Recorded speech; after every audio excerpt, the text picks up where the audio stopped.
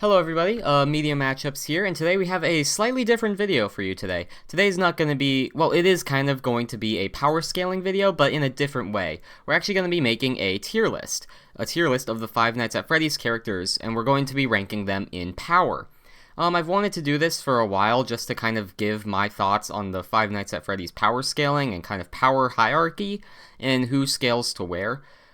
This is going to be unscripted and unedited, so if I stutter a lot, forgive me, because I'm just winging it right now. So to establish a few things, one, we are not going to be including any feats from the books. This is particularly just the game timeline, so don't be like, oh, but what about feats from the books? Or, oh, what about the movie? We're not going to be counting those. Those aren't canon to the games, and so none of those feats can be applied here. And second, we're going to be using the characters like highest end. So let's say, for example, a character has like striking strength with their fist that would only put them at human tier, but yet their bite can like crush a human skull. We're going to put them into skull crushers because, well, their highest end is their bite, which can crush a human skull. We're also going to be organizing them from most powerful in their tier to least powerful in their tier, so that'll be happening too. Anyways, here are our categories. We got Unquantifiable, which means that they can't really be tiered. You can't really put them anywhere in a power scaling term.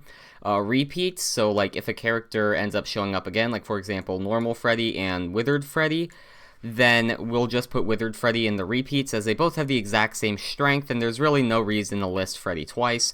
This is where we will put like spirits or illusions or characters that don't physically exist. Fodder characters, these are for weaklings. Human, just regular human characters. Strong, like above average human level to street level or so.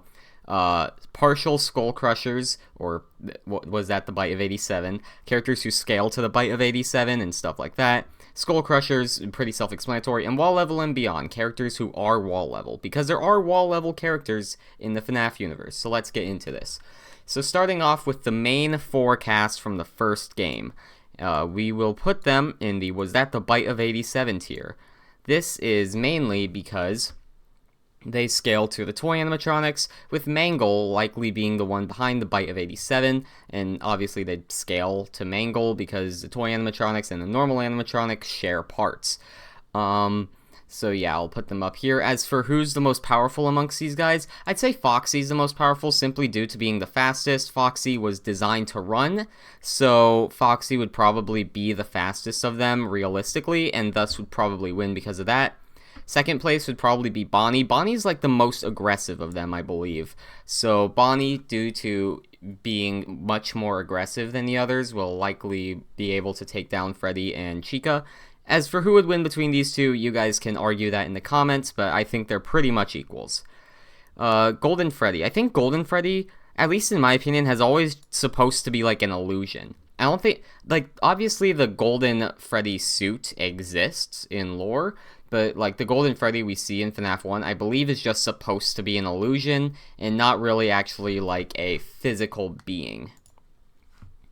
Up next, we have our guy, the Phone Guy. Phone Guy is literally just a regular dude. Nothing special about him. Pretty easy there. We're moving on. The toy animatronics. I'd personally put the toy animatronics above the OGs because while they are scalable in terms of like physical strength, the toy animatronics were actually designed to, fight. Their whole purpose is that they're capable of taking down possible predators. So they are actually more equipped for fighting. Not only that, but they have thicker endoskeletons. This is confirmed in several guidebooks, so thus they would be more durable and can take more hits. Except for Mangle. Mangle got ripped apart by children. I'm pretty confident anybody here could pretty casually rip apart Mangle if children could do that. Next up is the puppet, and this is going to be a controversial take, but I think the puppet's actually a lot weaker than most of the other toy animatronics. Now, this isn't to say the puppet's weak. The puppet can pretty much effortlessly kill the Night Guard without the Night Guard having, like, any chance to fight back at all. But unlike all the others, the the puppet doesn't have like a mouth that they can bite people with. These guys are only up here because they have like street level biting strength, but their physical strength would only put them in the strong tier. And unfortunately, the puppet does not have said mouth, so we'll have to put the puppet down here. The puppet's also, like, way skinnier than everybody else, so she likely doesn't have the thick endoskeleton that the other toy animatronics have, and would likely be lacking in durability. Next up, Balloon Boy. You are going straight into the fodder tier, along with you, Balloon Girl. You guys have no feats. You guys are kind of stone walls. Sure, you guys would be hard to, like, actually physically destroy. But in the end, you guys are completely feetless and do not deserve to be any higher than this. These guys are just all repeats. They'd be just as strong as their original selves. Maybe slightly weaker because they're more withered, while these guys were like fully built and stuff. But in the end, they'd still likely be around the same level. Same with you, Golden Freddy. Get your ass there. Shadow Freddy and Shadow Bonnie, they're just ghosts. They're spirits. They don't have any feats. William Afton. Let's talk about our favorite purple guy, William.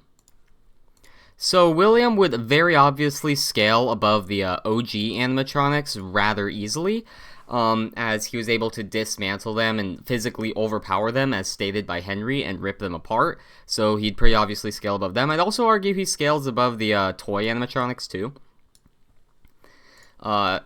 Because there is a calculation for William Afton destroying the animatronics, and I believe it put him at like 800 joules to like 1200 joules or something.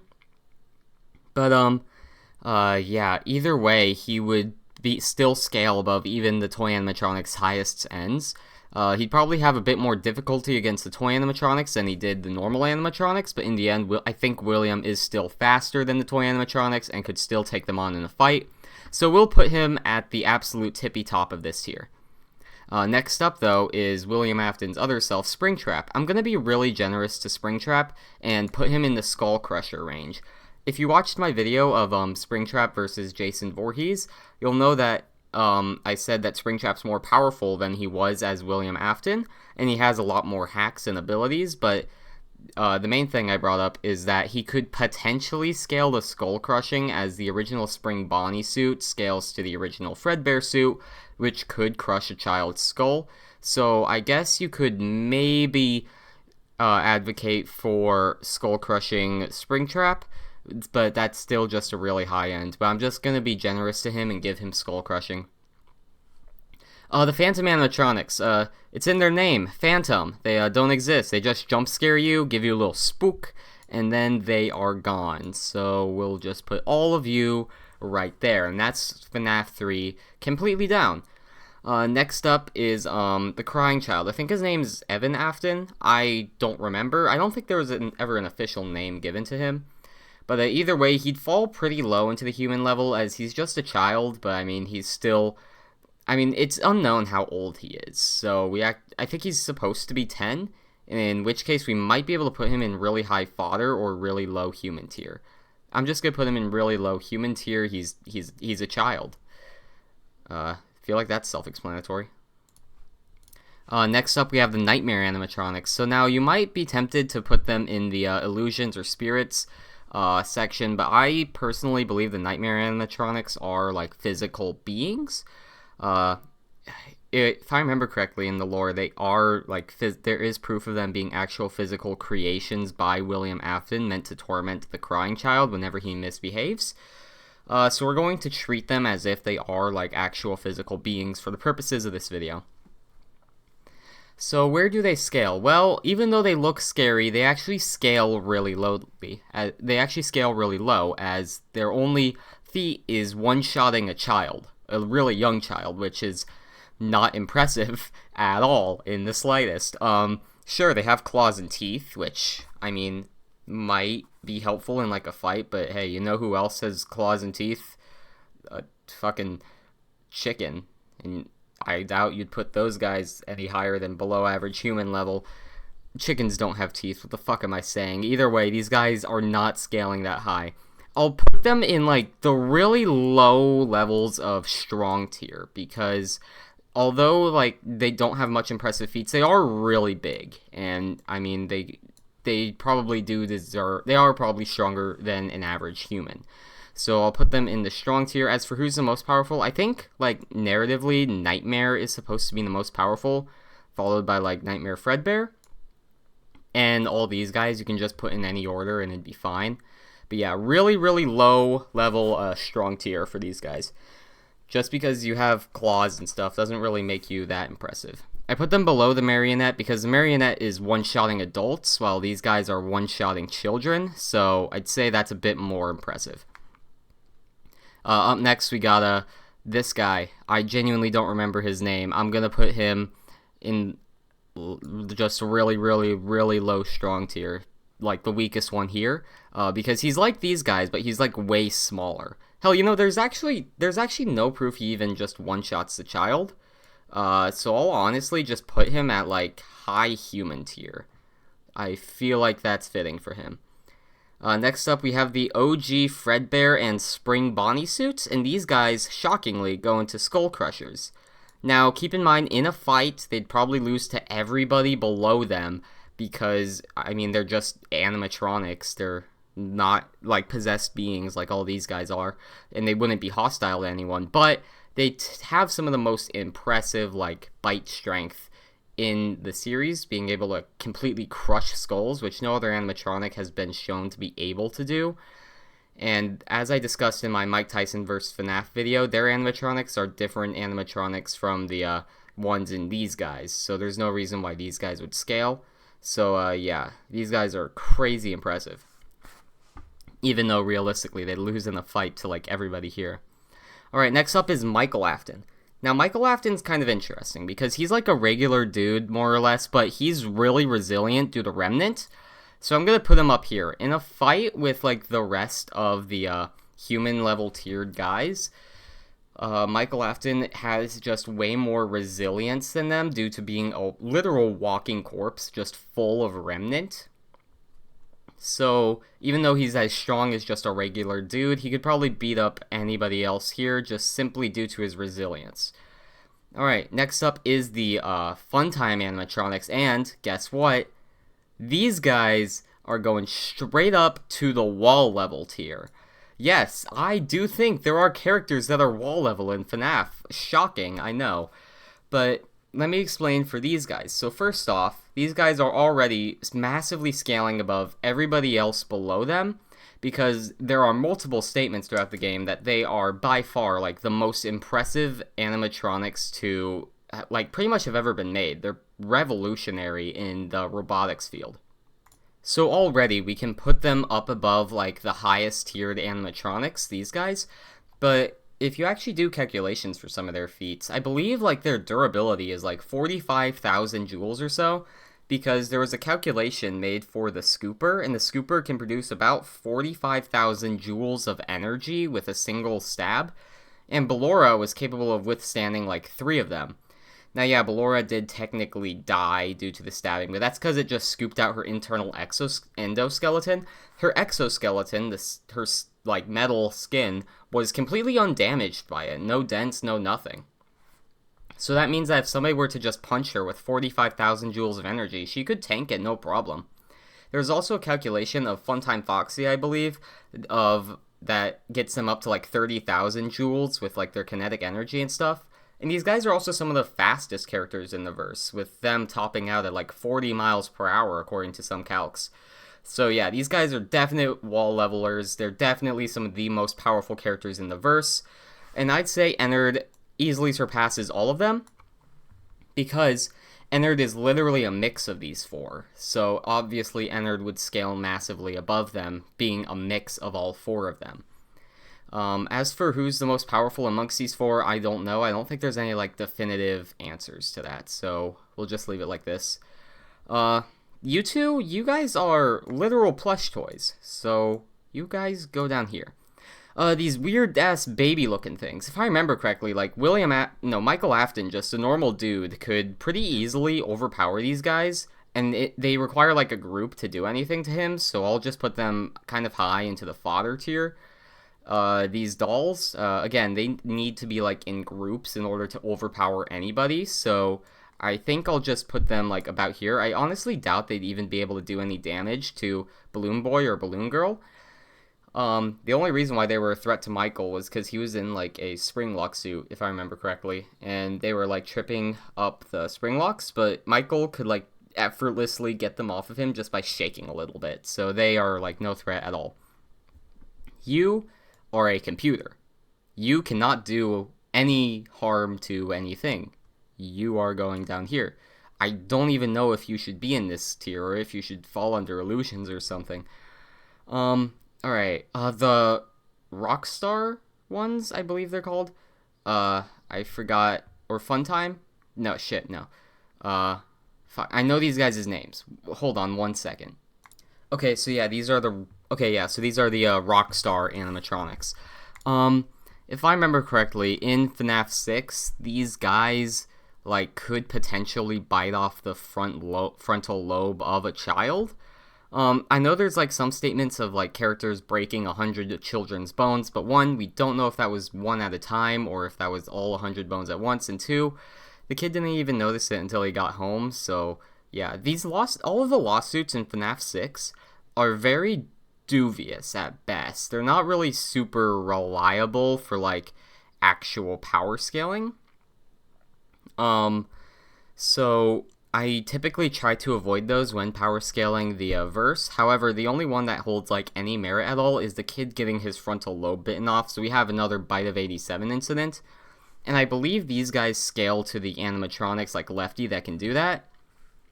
So I'm going to put them in the Bite of 87 tier. I'm putting them a bit lower than the OGs, as these guys have a lot less feats than them. Still higher than Mangle, though. So I'm just going to put them below the OGs because, again, there's just a lot less feats of them, like, on screen. We don't know how fast they are, either. So we'll just put them there. Lefty, though, I'd say upscales all of them, as narratively, Lefty is supposed to be a far more dangerous threat than them, so I'll put Lefty there, but again, don't think Lefty should really be at the level of the others, because again, not nearly enough feats for us to really go off of.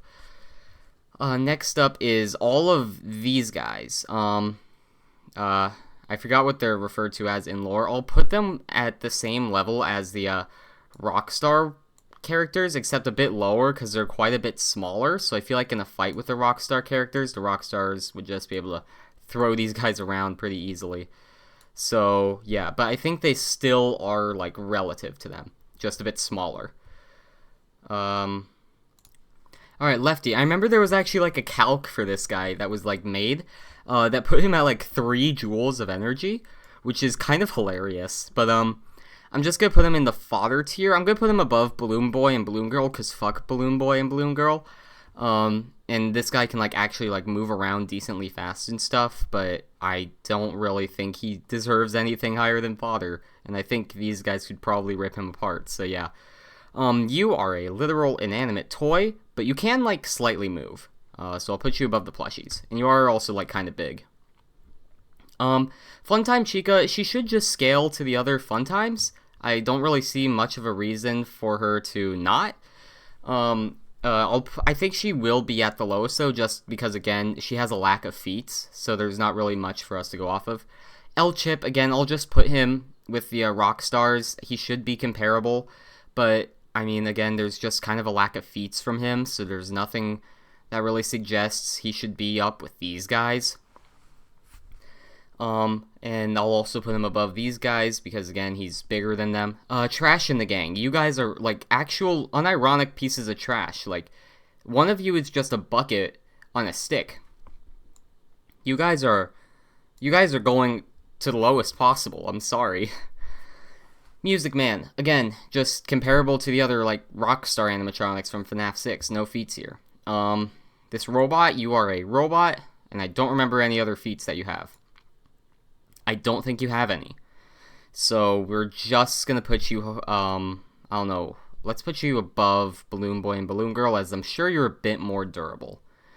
Alright, Molten Freddy. Molten Freddy is pretty much just Ennard, but Ennard with, out baby in it. So they'd be slightly weaker because they only have 3 of the Funtime animatronics instead of 4 in them. so they would slightly downscale Ennard, but they'd still definitely be above all the others individually. Scrap Baby, I think we could honestly just put her in the repeats pile. There's like no difference in strength between normal Baby and Scrap Baby. The only difference I think is that Scrap Baby has like that claw arm, but other than that, there's like practically no difference between them in strength. Same with Scrap Trap and Spring Trap. There's really no reason these guys would be different in strength. Next up, we have Glitch Trap. Glitch Trap is just computer code, so I'll just put him here. Glamrock Freddy. And this is where the hierarchy turns and the fun times are no longer the most powerful characters in the verse, as now the Glamrocks have entered the scene.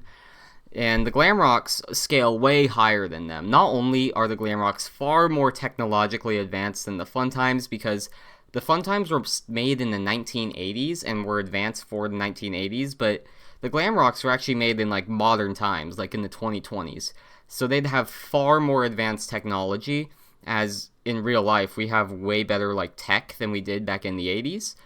So they'd be built with better technology, and they have far more impressive feats. They could destroy like staff robots, which could survive getting hit by a car, which I believe was calculated to be at about 400,000 joules of energy or so.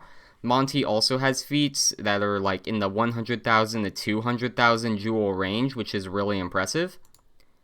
If I recall correctly, they also have like pretty decent speed too, and they're also like actually really intelligent and resilient as well, as many of them can survive just being like scraped down to pretty much their bare bones.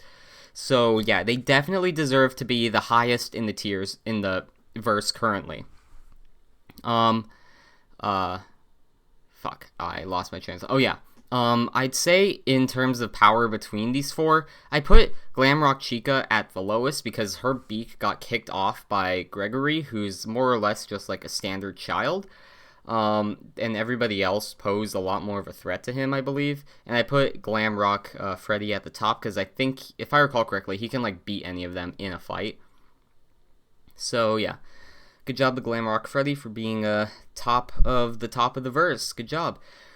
Alright, now we have Sun and Moon. Sun and Moon aren't super impressive in attack potency because, like, they can overpower a child. Wow, how impressive. But I believe they're actually, like, really durable, if I recall correctly. Like, they're actual tanks. So, I'm going to put them just above the Marionette, as I feel like if either of them fought the Marionette, they might have, like, slightly less strength, but they're so much more durable that the Marionette couldn't do, like, any decent damage to them. So they would just eventually manage to scrape the Marionette down to like her bare bones and kill her. But I mean, Marionette is still slightly stronger technically. DJ, he's definitely top tier, far higher than these guys. He's way, way, way, way bigger than them, and I feel like that's just more than enough proof for him to be able to defeat them. He could just casually step on them. He was like tossing arcade machines like fucking toys. So he would definitely be well above any of the other like Glamrock animatronics. Burn Trap. Burn Trap, I'm not sure exactly where he would fall amongst the Glamrock guys, but I know he'd definitely be amongst them. I think he'd like actually be lower than most of them. But yeah, he's definitely still amongst them. He was used, many of their parts were used to remake him. He should be just as strong as them. He was a threat to like Glamrock Freddy and stuff, so he should be just as strong as these guys. Maybe a bit weaker, maybe a bit stronger. Definitely not stronger than DJ though. But yeah, I don't know where I'd put him in comparison to everybody else, but he's definitely up here. So yeah. The Blob, massively above regular Burn Trap, who still scales to all the Glamrock guys. Yeah, the Blob could one-shot this guy, so yeah, you go up here. Still not putting you above DJ, though. I think DJ could still mop the floor with Blob. Gregory. Now, this is going to be kind of controversial, I think. Maybe. I actually don't know. Let's find out. Gregory's going into high human tier. Now, in terms of like physical attack potency, he's like 12. So if we were just using striking strength, Gregory would be like right here. But the thing is that Gregory has like a bunch of technology and hacks that can massively help him out in a fight, that can like confuse and disorient characters. And he's also incredibly crafty and smart. So like in a fight between the human characters, I definitely think Gregory is the strongest here. Only really being rivaled by Michael because Michael's crazy resilient, but it's not like Gregory hasn't faced that before with the Glamrock animatronics. So I think Gregory's got that. Vanny. Vanny is not only a trained security guard, so thus she has to be like pretty physically fit for that job, but she can also pretty easily defeat Gregory. I know in a 1v1, Gregory probably has like the technology to overwhelm and defeat her if they were to like actually go 1v1 fisticuffs. But so I'll actually put like her below Gregory, but due to her I'll also put her below Michael because of Michael's resilience. But due to her physical training as well as, general she should just be this strong as a security guard. Most security guards do need like physical training of some sort, and she can also again one-shot a 12-year-old child, so she's got that going for her. Next up is Vanny. She would already upscale normal Vanessa because she got stronger post becoming Vanny, but I'll put Vanny at like baseline strong, like really really low, because she can like one-shot a child just like these guys. And she's also stronger than her normal self, so I think this is enough of a boost to put her up here. And this is all of the characters I was planning on covering. I know there's a lot more here, but A, these guys are book characters, like all of these guys. B, these guys are just FNAF AR skins, so there's no reason to power scale them, or they're just from like FNAF World or something. And a lot of these guys is just not really much of a 0.2 power scale, so I'm just leaving them all down here. So yeah, we didn't even need this tier. Let me just delete that. So yeah, here is my definitive Five Nights at Freddy's tier list. Is it correct? Yes, and if you disagree, you are objectively wrong in every way. I am just joking. I am sure there are plenty of things wrong with this tier list. Feel free to yell at me in the comments down below if I got something wrong in your opinion. Keep in mind, this video was unscripted, so I was just kind of making this up on the spot. I'm sure if I looked at this list a little bit longer, I would be like, wait a minute, that doesn't make sense, and then I'm sure I'd move characters around plenty. But this is at least just, off the top of my head. But yeah, this is pretty much it. Hope you guys enjoyed, and I'll see you guys next time. Goodbye.